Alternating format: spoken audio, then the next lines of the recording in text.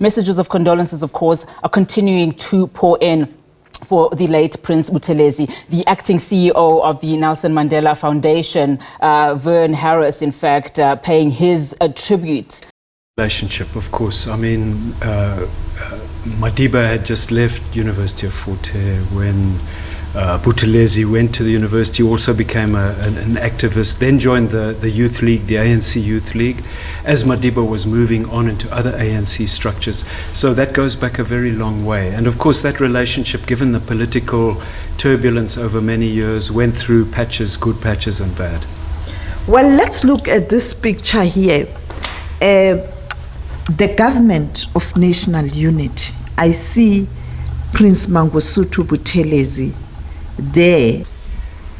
Well, for me it's a very powerful symbol because through the late 1970s and 1980s the ANC and Inkatha became adversaries, and Madiba and Buthelezi, Shenge, became political adversaries. Madiba from prison was reaching out to the ANC leadership looking for ways of avoiding a bloodbath.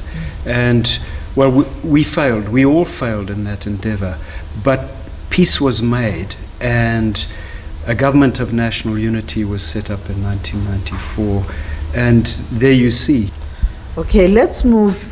We see other pictures here of particularly, I can see CODESA, the talks. At times, it got very difficult, particularly when the IFP had to take a decision in terms of their participation in elections. And on the other hand, people were dying. Well, I think this was the terrible period between 1984 and 1994. We like to say today that we avoided a civil war, but actually there was a civil war in KwaZulu-Natal and parts of the Rand. And this is the most difficult part of the legacy of Prince Buthelezi, is what was happening in this period where he was threatening not to participate in elections. And actually the violence that was happening was giving him leverage at the negotiation table. This is a part of our history we still have to reckon with. Well, when you look at the relationship, do you think later years, before Madiba left office, it got better? Oh, absolutely. I think both of them exemplify a form of leadership which doesn't require forgiveness. It doesn't require that you love one another. It requires that you determine to work together and to build something that is sustainable together. How was the relationship then after Madiba left office? Well, I think in that period they began to find each other in a way that you hadn't seen in earlier years, where they shared this rejection of government policies on HIV/AIDS, and of course they then shared the loss of a child, a son, each of them, to AIDS. And I saw them here on a number of occasions spending time together. I think that as old men they were finding each other in a way they hadn't as younger people. What can we learn as South Africans in terms of how that relationship evolved? Well, I think what we can learn from that relationship is that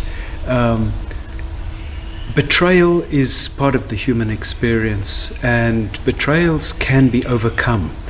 And that work of reckoning with the past, but always with a view to building a future that is liberatory. And I think the two of them, I look at the ways in which Prince Buthelezi was an excellent parliamentarian over many, many years as another demonstration of how you can find a different identity and play a different role, and that past doesn't have to drag you right down.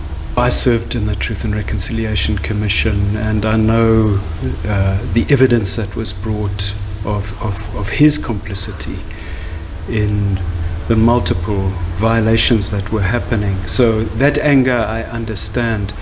I think the challenge to all of us is to hold complexity, just refuse the either or. Either he was a warlord, a Bantustan leader, a friend of the apartheid regime, or he was a good leader, a leader within the early stages of building democracy.